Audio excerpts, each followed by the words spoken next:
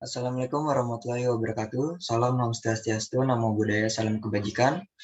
Yang terhormat kepada Ibu Erli Krisnanit S. Kemenkom, selaku dosen pengampu mata kuliah Etika Profesi dan Teknologi Informasi. Berikut ini kami akan mempresentasikan hasil dari rangkuman yang telah kami buat. Sebelumnya kami akan memperkenalkan diri terlebih dahulu.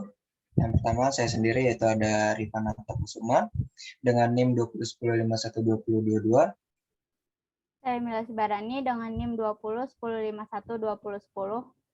Saya Jos Patricia dengan NIM 20110512028. Saya Davan Dikazain dengan NIM 201051230. Ya, berikut ini ada tinjauan umum. Pertama, definisi etika, yaitu menurut KBBI, etika adalah ilmu tentang apa yang baik dan apa yang buruk tentang hak dan kewajiban moral atau akhlak. Dengan bahasa Yunani, ethos, maka bermakna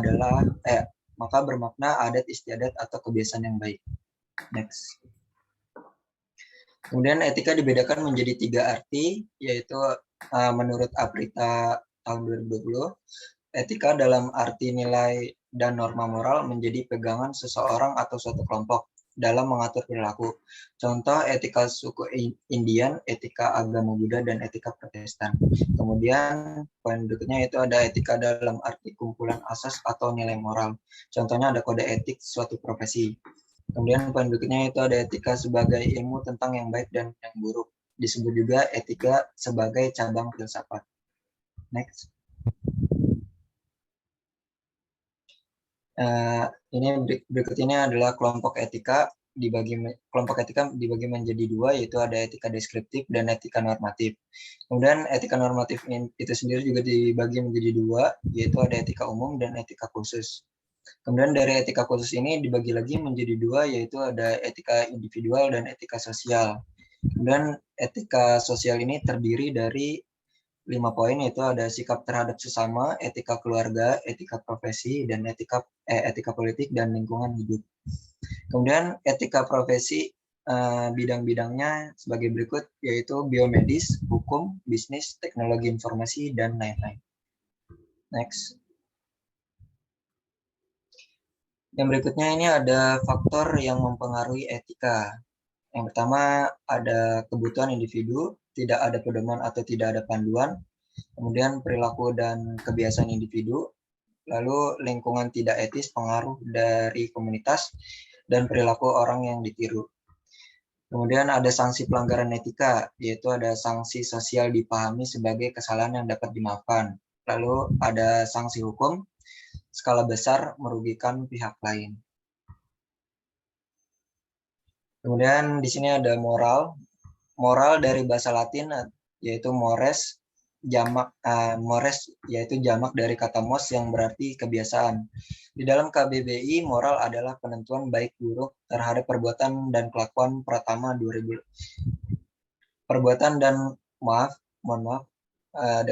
Terhadap perbuatan dan kelakuan, yaitu menurut pendapat pertama tahun 2018. Kemudian moral berasal dari nilai tentang sesuatu yang diwujudkan dalam bentuk perilaku. Berikut ini ada nilai moral dalam kehidupan, yaitu ada religius, jujur, toleransi, disiplin, dan kerja keras. Ya, berikut ini ada norma. Norma adalah kaidah, pedoman, acuan, atau ketentuan yang berperilaku baik bagi individu maupun kelompok dalam berinteraksi antar individu, kelompok atau masyarakat saat menjalani kehidupan bersama. Kemudian keberadaan norma dalam masyarakat bersifat memaksa individu atau kelompok agar bertindak sesuai dengan aturan sosial yang terbentuk. Bagi yang melanggar norma akan dikenakan sanksi sesuai aturan norma berlaku, menurut Darmadi tahun 2020. Dan adanya etika teknologi informasi, manusia dapat melihat aturan yang tidak mutlak, namun dapat dienggan sebagai pedoman bagi pekerja teknologi informasi. Next. Ya, di poin pertama di sini ada dampak pemanfaatan teknologi informasi yang tidak tepat.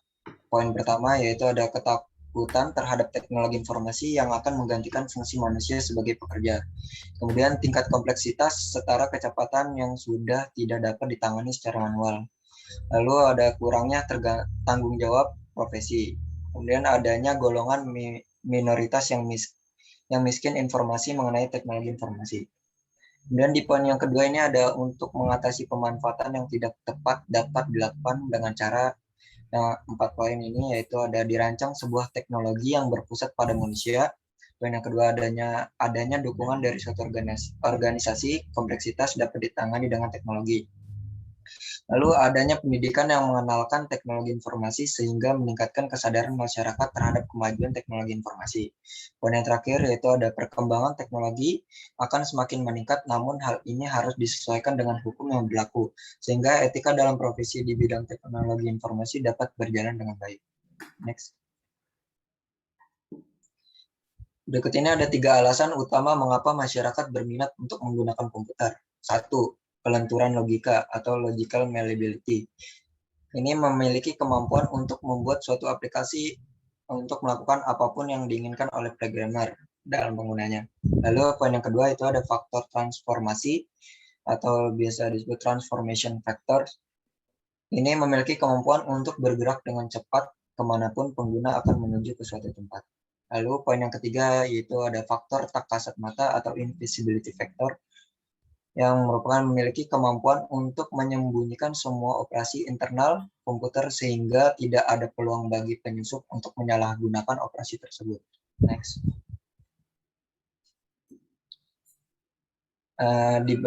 Di bagian etika komputer ini dibagi menjadi 5 poin, yaitu dengan adanya etika berkomputer nantinya akan mengurangi dampak negatif dari penggunaan komputer. Lalu poin yang kedua itu jangan menggunakan komputer untuk merugikan orang lain. Dan jangan melanggar atau mengganggu hak atau karya komputer orang lain. Lalu jangan memata-matai file-file yang bukan haknya. Lalu yang terakhir, jangan menggunakan komputer untuk mencuri. Next. Yang selanjutnya ada sejarah etika berkomputer. Yang pertama, pada tahun 1973, komputer ditemukan oleh Howard Aiken. Ini menjadi tonggak lahirnya etika komputer yang kemudian berkembang menjadi sebuah disiplin ilmu baru di bidang teknologi. Yang selanjutnya, pada awal tahun 1940-an, Profesor Norbert Wiener mengembangkan sebuah meriam anti pesawat yang mampu melumpuhkan setiap pesawat tempur yang melintas di sekitarnya. Pengembangan tersebut kemudian memicu penelitian tentang perkembangan teknologi dan etika yang menciptakan suatu bidang riset baru yang disebut cybernetic atau the science of information feedback system. Dan selanjutnya, pada pertengahan tahun 1960-an, Don Parker dari SRI International Menlo Park, California melakukan berbagai riset untuk menguji penggunaan komputer yang tidak sah dan tidak sesuai dengan profesionalisme dalam bidang komputer. Next. Pada tahun 1970, kode etik profesional yang pertama dilakukan untuk Association for Computing Machines atau ACM. Program psikoterapi Rogerian ini diciptakan oleh Joseph Weizenbaum dan memunculkan banyak kontroversi karena Weizenbaum telah melakukan komputerisasi psikoterapi dalam bidang kedokteran yang berisi material kurikulum dan pedagogi untuk para pengajar universitas dalam pengembangan pendidikan etika komputer. Yang terakhir, pada sepanjang tahun 1990, mulai berbagai pelatihan baru di universitas, pusat riset, konferensi, jurnal, buku teks, dan artikel menunjukkan keanekaragaman topik di bidang etika komputer. Sebagai contoh, Donald Gotthaben, Kate Miller, Simon Rogerson, dan Diana Martin, seperti juga banyak organisasi profesional komputer yang menangani tanggung jawab sosial profesi tersebut. Isu-isu dalam etika berkomputer ada 5, yaitu yang pertama kejahatan komputer, yang kedua e-commerce, yang ketiga pelanggaran haki atau hak atas kekayaan intelektual, dan yang keempat netiquette, dan yang terakhir tanggung jawab profesi. Pasal-pasal KUHP pada cybercrime yang pertama, yaitu pasal 362 KUHP yang dikenakan untuk kasus carding. Yang kedua, pasal 378 KUHP dapat dikenakan untuk penipuan. Yang ketiga, pasal 335 KUHP dapat dikenakan untuk kasus pengancaman dan pemerasan. Pasal 311 KUHP dapat dikenakan untuk kasus pencemaran nama baik. Yang kelima, pasal 282 KUHP dapat dikenakan untuk penyebaran pornografi. Dan yang terakhir, pasal 406 KUHP dapat dikenakan pada kasus deface atau hacking. Next. Contoh pelanggaran etika IT di Indonesia, sejak 1990-an, CD bajakan dijual bebas di mana-mana. Pada tahun 2000, carding mulai marak bertaburan di Yogyakarta. Pada tahun 2001, plesetan nama domain klik BCA online. Pada tahun 2005, website mentawai dihack orang. Permasalahan keamanan IT di banyak perusahaan ada 4. Yang pertama, tindakan kejahatan teknologi informasi cenderung meningkat. Hal ini disebabkan penggunaan aplikasi bisnis komputer dan internet sedang meningkat. Yang kedua, meledaknya tren e-commerce, personal user semakin cinta dengan internet. Yang ketiga, user semakin melek terhadap teknologi. Yang keempat, langkahnya SDM yang handal. Next. Akibat ketiadaan dari pengaturan keamanan di sini ada 3, yaitu yang pertama, penyalahgunaan oleh perusahaan terhadap data dan informasi pelanggan yang diserahkan sebagai persyaratan transaksi bisnis. Yang kedua, terjadinya kasus kartu tanda penduduk yang berlainan dengan data dan informasi dari yang sebenarnya. Yang ketiga, terjadinya kejahatan yang bermula dari pencarian data dan informasi seseorang. Bab selanjutnya adalah bab ketiga mengenai pekerjaan, profesi, dan profesional. Kebutuhan manusia terdiri dari 4, yaitu kebutuhan ekonomi, kebutuhan psikis atau non-materi, kebutuhan biologis, proses regenerasi, dan kebutuhan pekerjaan, itu kebutuhan akan status. Nah, yang selanjutnya ada tujuan seperti yang dikutip oleh Sumaryono pada tahun 1995, menyatakan bahwa setiap wujud kerja mempunyai 4 macam tujuan, yaitu yang pertama memenuhi kebutuhan hidup, lalu mengontrol gaya hidup, melayani sesama, dan mengurangi tingkat pengangguran dan kriminalitas. Profesi merupakan bagian dari pekerjaan, namun tidak setiap pekerjaan adalah profesi. Profesi merupakan suatu pekerjaan yang mengandalkan keterampilan atau keahlian khusus yang tidak didapatkan pada pekerjaan-pekerjaan pada umumnya. Profesi merupakan suatu pekerjaan yang menuntut pengemban profesi tersebut untuk terus memperbaharui keterampilannya sesuai perkembangan teknologi. Syarat-syarat suatu profesi, yang pertama, menggeluti suatu batang tubuh ilmu yang khusus, yang kedua, memerlukan persiapan profesional, yang ketiga, memerlukan latihan dalam jabatan yang berkesinambungan, yang keempat, menjanjikan karir hidup dan keanggotaan yang permanen, yang kelima, mementingkan layanan di atas keuntungan pribadi. Selanjutnya, ciri-ciri profesi secara umum. Yang pertama, ciri-cirinya memiliki keahlian dan keterampilan khusus. Yang kedua, adanya komitmen moral yang tinggi. Yang ketiga, seorang profesional adalah orang yang hidup dari profesinya. Yang keempat, mempunyai tujuan untuk mengabdi untuk masyarakat. Yang kelima, memiliki sertifikasi maupun izin atas profesi yang dimilikinya. Selanjutnya, ada peranan etika di dalam profesi. Nilai-nilai etika itu tidak hanya milik 1 atau 2 orang saja atau segolongan orang saja, tetapi milik setiap kelompok masyarakat, bahkan kelompok yang paling kecil yaitu keluarga, sampai pada suatu bangsa. Dengan nilai-nilai etika tersebut, suatu kelompok diharapkan akan mempunyai tata nilai untuk mengatur kehidupan bersama.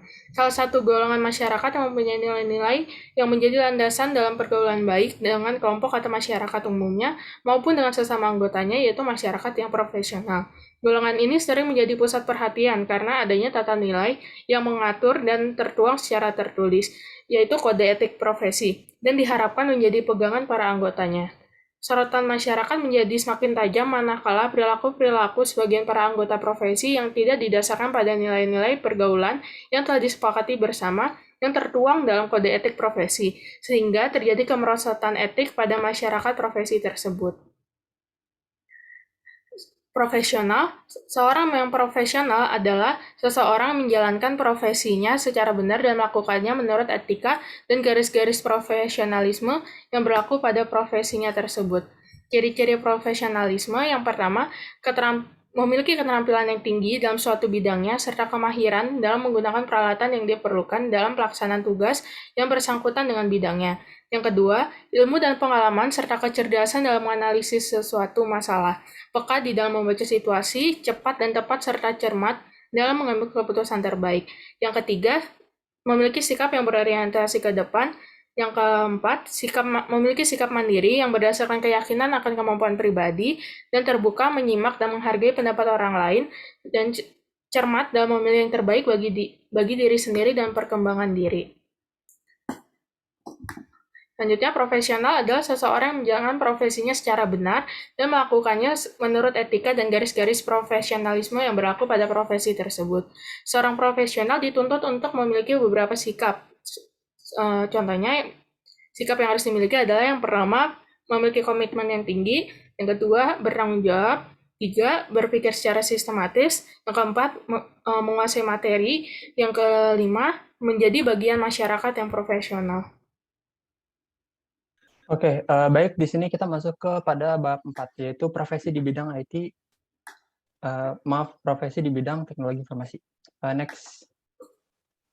Nah, jadi pekerjaan di bidang IT itu terbagi menjadi 3, yaitu ada software, hardware, dan operasional sistem informasi. Yang dimana pekerjaan yang pertama itu software, ada sistem analis dan programmer, lalu yang kedua itu ada hardware, yaitu ada technical engineer, networking engineer, lalu yang pada operasional sistem informasi ada sistem administrator dan MIS director. Next. Nah, selanjutnya ada pekerjaan di bidang IT standar pemerintah. Nah, pegawai negeri sipil yang bekerja di bidang teknologi informasi itu disebut peranata komputer. Di sini ada poin yang pertama, ada poin A, itu pengangkatan pejabat peranata komputer. Pengangkatan pegawai negeri sipil dalam jabatan peranata komputer ditetapkan oleh Menteri, Jaksa Agung, pemimpin kesekretariatan lembaga tertinggi atau tinggi negara, pimpinan lembaga pemerintah non-departemen dan gubernur kepala daerah tingkat 1. Next. Lalu di sini poin B ada syarat-syarat jabatan peranata komputer. Yang pertama itu bekerja pada satuan organisasi, instansi pemerintah dan bertugas pokok membuat, memelihara dan mengembangkan serta mengembangkan sistem atau maaf, sebentar.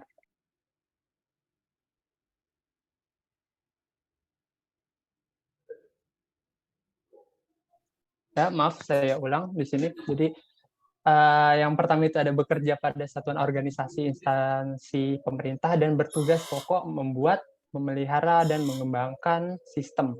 Yang kedua itu ada beri jasa serendah-rendahnya sarjana muda atau D3 atau yang sederajat. Lalu yang terakhir ada memiliki pendidikan dan latihan dalam bidang komputer atau pengalaman melakukan kegiatan di bidang komputer. Next. Nah, selanjutnya di sini ada jenjang dan pangkat yang bisa dilihat pada gambar berikut. Next. Selanjutnya di sini ada pembebasan sementara peranata komputer.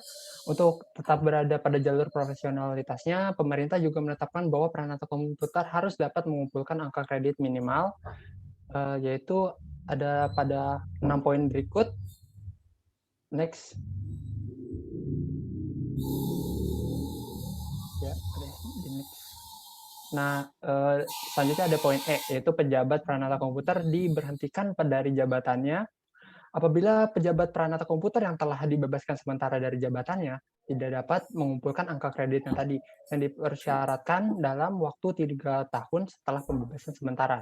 Pejabat peranata komputer juga dapat diberhentikan dari jabatannya apabila pejabat peranata komputer dijatuhi hukuman disiplin pegawai negeri sipil berdasarkan Peraturan Pemerintah Nomor 30 Tahun 1980. Next.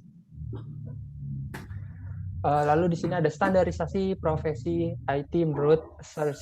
Nah, SEARCH ini itu adalah Southeast Asia Regional Computer Confederation, merupakan suatu forum atau badan yang beranggotakan himpunan profesional IT yang terdiri dari 13 negara. Nah, SEARCH ini dibentuk pada Februari tahun 1978 di Singapura.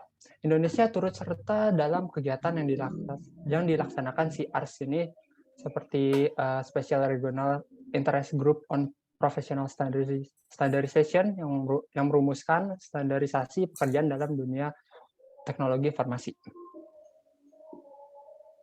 Nah, di sini ada beberapa kriteria pertimbangan dalam pengembangan klasifikasi job ini. Yang pertama ada cross country, yaitu job yang identifikasi harus relevan dengan kondisi region dan setiap negara pada region tersebut. Lalu ada function oriented. Nah, ini gelar atau title yang diberikan dapat saja berbeda gitu. Tapi yang penting fungsi yang diberikan pada pekerjaan tersebut sama. Lalu ada testable atau certificable, yaitu bahwa fungsi yang didefinisikan dapat diukur atau diuji.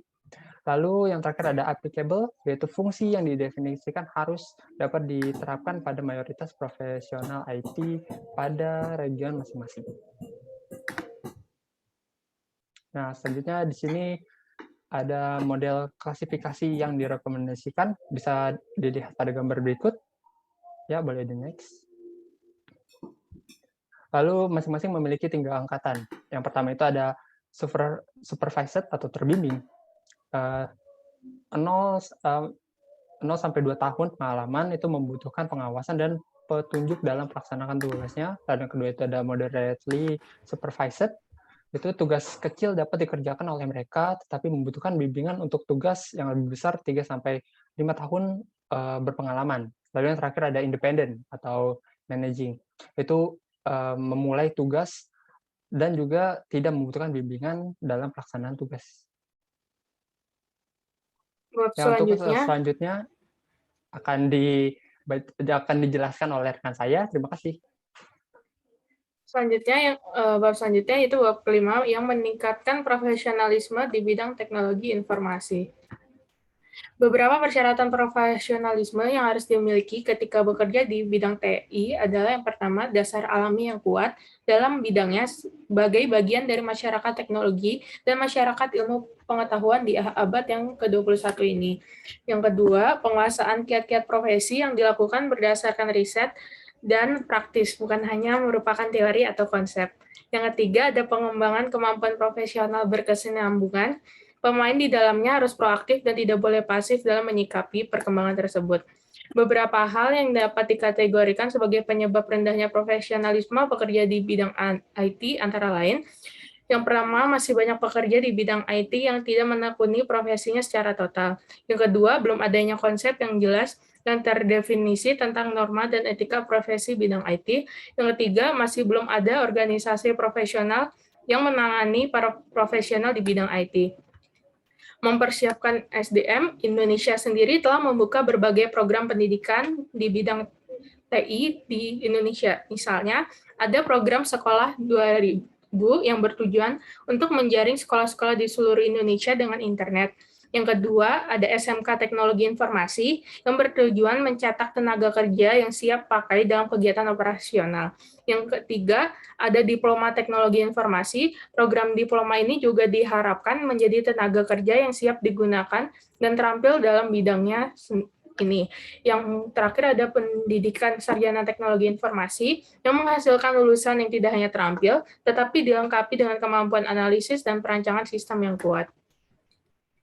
Menjadi profesional dengan sertifikasi. Alasan pentingnya sertifikasi untuk profesional bidang teknologi informasi, yang pertama, kepakaran akan didapatkan jika seorang pelaku profesi mampu menguasai secara mendalam sampai ke akar-akar ilmunya. Penguasaan secara mendalam tersebut dapat dibuktikan melalui sertifikasi. Yang kedua, profesi bidang teknologi informasi merupakan profesi yang menjual jasa dan bisnis jasa bersifat kepercayaan. Kepercayaan akan semakin kuat jika bukti keahlian dari seorang di bidang teknologi informasi dapat ditunjukkan dengan adanya sertifikasi yang dikeluarkan oleh lembaga sertifikasi yang bertaraf internasional. Manfaat melakukan spesifikasi, yaitu yang pertama, ikut berperan dalam menciptakan lingkungan kerja yang lebih profesional. Yang kedua, mendapat pengakuan resmi pemerintah tentang tingkat keahlian individu terhadap sebuah profesi. Yang ketiga, mendapat pengakuan dari organisasi profesi sejenis atau benchmarking, baik pada tingkat regional maupun internasional. Lalu, sertifikasi jenis sertifikasi terbagi dalam 2 klasifikasi. Sertifikasi yaitu sertifikasi berorientasi produk dan sertifikasi berorientasi pada jenis pekerjaan. Beberapa contoh sertifikasi yang berorientasi pada produk adalah yang pertama ada sertifikasi Microsoft. Microsoft sebagai salah satu perusahaan perangkat lunak terbesar yang ada saat ini, yang memberlakukan sertifikasi dengan label Microsoft Certified Professional atau MCP, seperti yang pertama ada Microsoft Certified Desktop Support Technicians atau MCDST yang merupakan sertifikasi untuk technical dan customer service skills. Yang kedua ada Microsoft Certified System Administrator atau MCSA yang merupakan sertifikasi untuk administrator jaringan yang berada dalam lingkungan platform Microsoft Windows. Yang ketiga ada Microsoft Certified System Engineers atau MCSE yang merupakan sertifikasi untuk desain dan implementasi infrastruktur yang berbasis Windows dan Microsoft Server Software.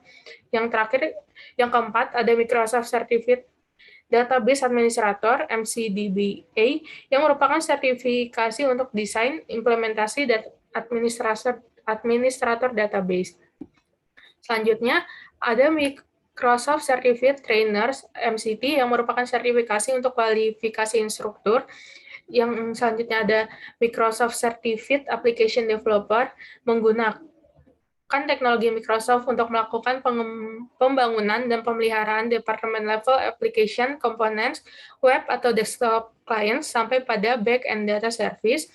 Selanjutnya ada Microsoft Certified Solution Developers atau MCSD yang sertifikasi untuk melakukan desain dan membangun leading edge business solution dengan menggunakan Microsoft Development Tools, teknologi, platform, dan arsitektur Windows.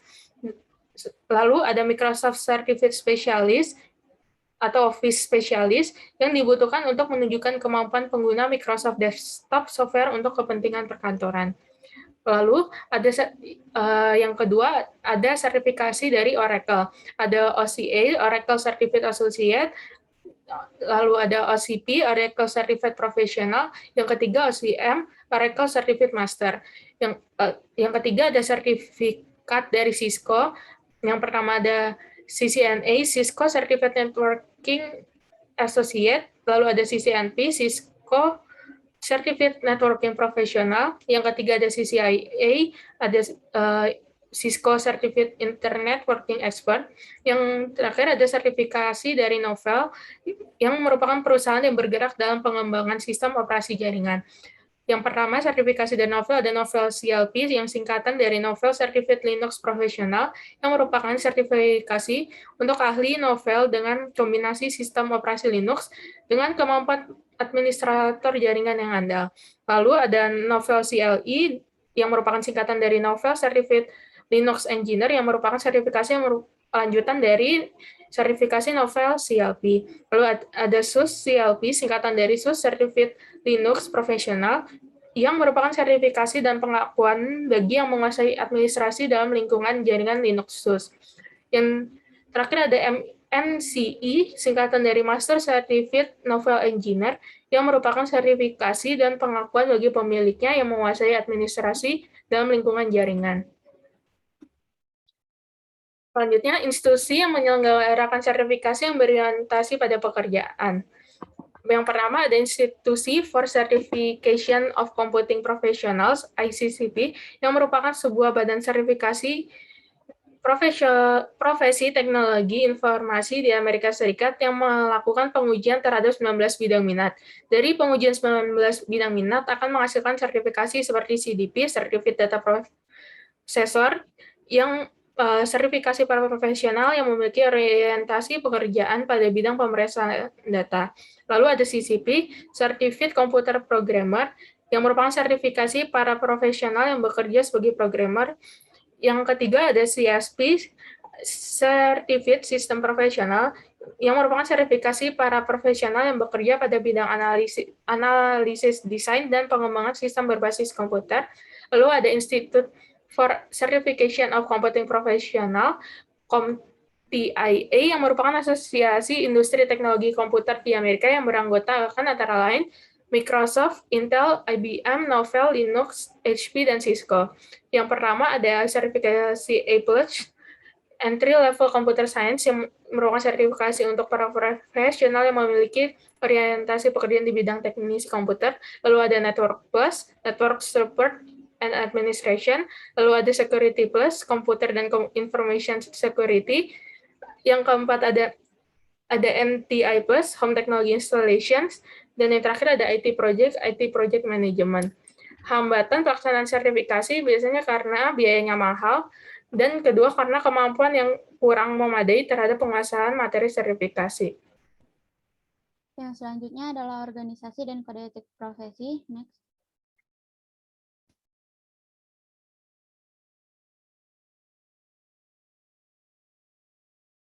Tujuan umum dari sebuah profesi adalah memenuhi tanggung jawabnya dengan standar profesionalisme tinggi sesuai dengan bidangnya.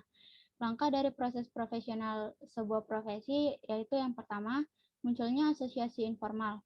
Asosiasi informal merupakan tempat berkumpulnya orang-orang yang memiliki minat sama terhadap suatu profesi atau pekerjaan tertentu. Yang kedua, identifikasi dan adopsi terhadap ilmu pengetahuan tertentu. Yang ketiga, para praktisi akan terorganisasi secara formal pada suatu lembaga untuk memformalkan komunitas tersebut menjadi suatu organisasi resmi yang diakui oleh pemerintah dan masyarakat. Next. Selanjutnya, fungsi pokok organisasi profesi, yaitu yang pertama membantu anggota untuk dapat terus memperbaharui pengetahuannya sesuai perkembangan teknologi. Yang kedua, menentukan standarisasi pelaksanaan sertifikasi profesi bagi anggotanya. Yang ketiga, mengatur keanggotaan organisasi. Yang keempat, membuat kebijakan etika profesi yang harus diikuti oleh semua anggota. Dan yang terakhir, memberi sanksi bagi anggota yang melanggar etika profesi. Next. Contoh organisasi profesi di bidang IT di dunia yaitu yang pertama ada ACM atau Association of Computing Machinery. ACM merupakan organisasi serikat ilmiah dan pendidikan komputer. ACM mensponsori konferensi yang bertujuan untuk memperkenalkan inovasi baru dalam bidang tertentu. Yang kedua ada IEE atau Institute of Electrical and Electronic Engineer. IEEE merupakan organisasi internasional yang anggotanya adalah para insinyur yang mengembangkan standar-standar dan ikut serta dalam usaha mempercepat teknologi-teknologi baru dalam aspek bidang industri dan engineering yang meliputi telekomunikasi, jaringan komputer, kelistrikan, antariksa, dan elektronika. Yang ketiga ada Southeast Asia Regional Computer Confederation atau SEA-RCC, merupakan himpunan profesional IT di Asia Tenggara. Salah satu kegiatannya adalah SRIGPS atau Special Regional Interest Group on Professional Standardization yang merumuskan standarisasi pekerjaan di dalam dunia teknologi informasi. Yang selanjutnya, contoh organisasi profesi bidang IT di Indonesia.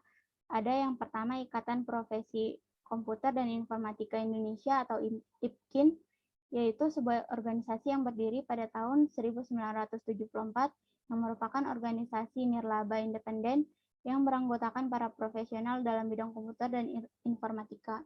Yang kedua ada Asosiasi Penyelenggara Jasa Internet Indonesia atau APJI, bertujuan untuk melakukan beberapa program kunci yang dinilai strategis untuk pengembangan jaringan internet di Indonesia. Yang selanjutnya, komunitas dan organisasi teknologi informasi. Yang pertama, ada Indonesia Internet Society. Yang kedua ke sini. Yang ketiga, Indonesia Oracle Fansite. Yang keempat, EPC Software. Yang kelima, Kios. Yang keenam, Komunitas Postnuk Indonesia. Yang ketujuh, Indonesian Oracle Application User and Group. Yang selanjutnya, kode etik profesi di bidang IT merupakan kode etik adalah sistem norma, nilai, dan aturan profesional tertulis yang secara tegas menyatakan apa yang benar dan baik dan apa yang tidak benar dan tidak baik bagi profesional yang menjadi anggota dari sebuah organisasi profesi. Prinsip dasar kode etik profesi, yang pertama prinsip standar teknis, yang kedua prinsip kompetensi, yang ketiga prinsip tanggung jawab profesi, yang keempat prinsip kepentingan publik, yang kelima prinsip integritas, yang keenam prinsip objektivitas, yang ketujuh prinsip kerahasiaan. Kode etik profesi di bidang IT bagi profesional teknologi informasi, yaitu membuat kajian ilmiah mengenai prinsip atau norma-norma dalam kaitan dengan hubungan antara profesional atau developer TI dengan klien, antara para profesional sendiri, antara organisasi profesi, serta organisasi profesi dengan pemerintah. Yang kedua, bagi pengguna internet, menghindari dan tidak mempublikasi informasi yang secara langsung berkaitan dengan masalah pornografi dan nudisme dalam segala bentuk. Yang selanjutnya, menghindari dan tidak mempublikasikan informasi yang memiliki tendensi menyinggung secara langsung dan negatif masalah suku, agama, dan ras, termasuk di dalamnya usaha penghinaan, pelecehan, pendiskreditan, penyiksaan, serta segala bentuk pelanggaran hak atas perseorangan, kelompok, lembaga, dan institusi lain. Kode etik profesi programmer yang pertama, seorang programmer tidak boleh membuat atau mendistribusikan malware dan tidak boleh menulis kode yang sulit diikuti dengan sengaja. Yang kedua, tidak boleh menulis kode yang dengan sengaja menjatuhkan kode programmer lain untuk mengambil keuntungan dalam menaikkan status. Yang ketiga, seorang programmer tidak boleh menggunakan ulang kode dengan hak cipta kecuali telah membeli atau meminta izin. Yang keempat, seorang programmer tidak boleh menulis dokumentasi yang dengan sengaja untuk membingungkan atau tidak akurat. Tanggung jawab moral. Yang pertama, bertanggung jawab untuk setiap kerugian jika itu adalah konsekuensi dari sesuatu yang kita lakukan atau jika itu terjadi dalam rangka intervensi kita terhadap suatu proses. Yang kedua, bertanggung jawab jika kerugian terjadi karena kelalaian. Yang ketiga, bertanggung jawab untuk kerugian yang timbul jika kita mengetahui bahwa orang yang akan melakukan sesuatu yang menimbulkan kerugian dan kita membiarkan itu terjadi.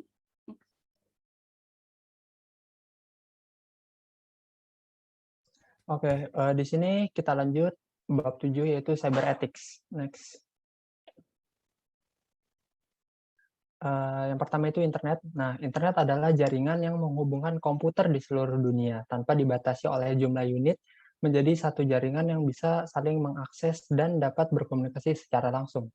Nah, alasan masa sekarang ini memberikan dampak yang signifikan bagi aspek kehidupan ada beberapa poin, yaitu yang pertama, informasi bisa diakses 24 jam, pengguna sudah di mana saja, lalu materi mudah diupdate. Selanjutnya ada mudah membangun relasi, mudah mengakses informasi atau melakukan transaksi, dan biaya murah dan bahan gratis. Next. Dunia maya. Jadi dunia maya adalah ekosistem bioelektronik di semua tempat yang memiliki telepon, kabel koaksial, fiber optik, atau electromagnetic wave, merupakan refleksi dari bentuk komunikasi virtual. Aturan dunia maya di sini ada beberapa poin, yaitu dapat melakukan kegiatan yang mirip dengan kegiatan di dunia nyata, lalu memiliki aturan yang didefinisikan bersama, sopan santun, dan etika berbicara atau menulis. Lalu ada aturan yang dapat dibuat. Lalu di sini ada pengamanan dapat menggunakan teknologi kriptografi untuk mengamankan sebuah sistem. Next. Ya, selanjutnya ada alasan penting etika dalam dunia maya. Di sini ada 4 poin, bisa dilihat. Yang pertama itu ada bahwa pengguna internet berasal dari berbagai negara yang mungkin memiliki budaya, bahasa, dan adat istiadat yang berbeda-beda. Lalu pengguna internet merupakan orang-orang yang hidup di dunia anonymous yang tidak mengharuskan pernyataan identitas asli dalam berinteraksi. Selanjutnya ada berbagai macam fasilitas yang diberikan dalam internet memungkinkan seseorang untuk bertindak tidak etis. Seperti misalnya ada juga yang penghuni yang suka iseng dengan melakukan hal-hal yang tidak seharusnya dilakukan. Lalu yang poin terakhir ada harus diperhatikan bahwa pengguna internet akan selalu bertambah setiap saat dan memungkinkan masuknya penghuni baru di dunia maya tersebut. Next. Selanjutnya ada etika berkomunikasi menggunakan internet. Di sini ada 3, yaitu yang pertama ada one-to-one communication, yaitu komunikasi antar individu atau face-to-face dalam sebuah dialog, contohnya private chat. Selanjutnya ada information service. Nah, contohnya itu Gopher, Waze, atau World Wide Web, www. Lalu ada multi-user dimension, terus ada multi-user dimension which are object-oriented atau MOOS, dan lain-lain. Lalu yang terakhir ada one-to-many communication, yaitu satu orang dapat berkomunikasi dengan beberapa orang sekaligus. Contohnya itu group chat. Next. Di sini ada pelanggaran etika berinternet. Yang pertama itu ada cybercrime. Nah, cybercrime ini merupakan kejahatan yang memanfaatkan perkembangan teknologi komputer, khususnya internet. Selanjutnya ada penipuan. Nah, penipuan itu bisa dalam bentuk transaksi jual beli barang atau jasa. Lalu di sini ada spyware. Spyware ini yang masuk dalam kategori malicious software. Memang dibuat agar bisa memata-matai komputer yang kita gunakan, kayak gitu. Next. Selanjutnya di sini ada contoh etika berinternet, yaitu ada 2. Yang pertama itu ada netiquette one-to-one communication, dengan beberapa poin. Di sini ada jangan terlalu banyak mengutip, lalu ada perlakuan email secara pribadi, lalu hati-hati dalam menggunakan huruf kapital, lalu jangan membicarakan orang lain, jangan menggunakan CC, jangan menggunakan format HTML, jawablah secara masuk akal dan jujur dalam mencantumkan sumber atau menulis. Lalu ada netiquette one-to-many communication, yaitu poin pertama baca terlebih dahulu mailing list atau net news 1 atau 2 bulan dari data diskusi. Lalu ada berhati-hatilah dengan kata-kata yang akan ditulis. Selanjutnya di poin ketiga ada tidak boleh mengirim artikel yang berbau spoofing atau pemalsuan dan lelucon kecuali mailing list yang memang bernuansa humor.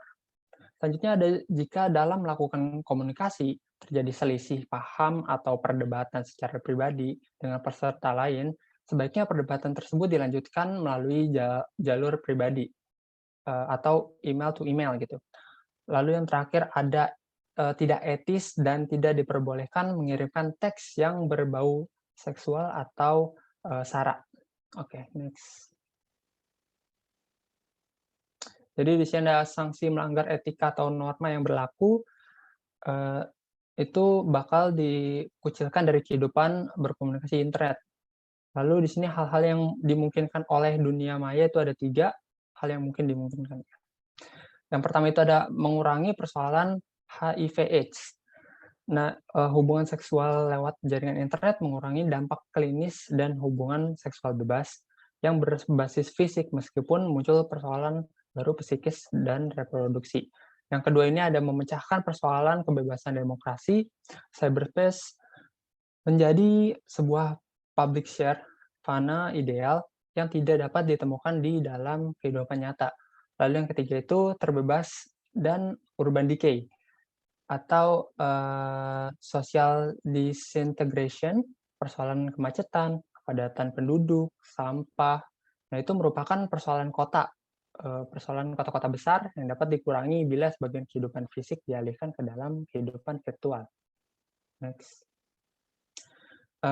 Di sini ada cybercrime, yaitu sebuah evolusi kejahatan. Nah, cybercrime ini dibagi menjadi 2 jenis kejahatan, yaitu ada kerah biru, yaitu contohnya pencurian, penipuan, pembunuhan. Lalu yang kedua itu ada kerah putih. Nah, ini contohnya itu kejahatan korporasi, kejahatan birokrat, atau malpraktek, dan lain-lain. Gitu. Ya, berikut ini ada cybercrime. Cybercrime didefinisikan perbuatan melawan hukum yang dilakukan dengan menggunakan internet yang berbasis pada kecanggihan teknologi komputer dan telekomunikasi. Ya, berikut ini ada beberapa poin untuk karakteristik unik dari cybercrime. Yang pertama yaitu ada ruang lingkup kejahatan, sifat kejahatan, kemudian ada pelaku kejahatan dan modus kejahatan, dan yang terakhir yaitu ada jenis kerugian yang ditimbulkan. Next.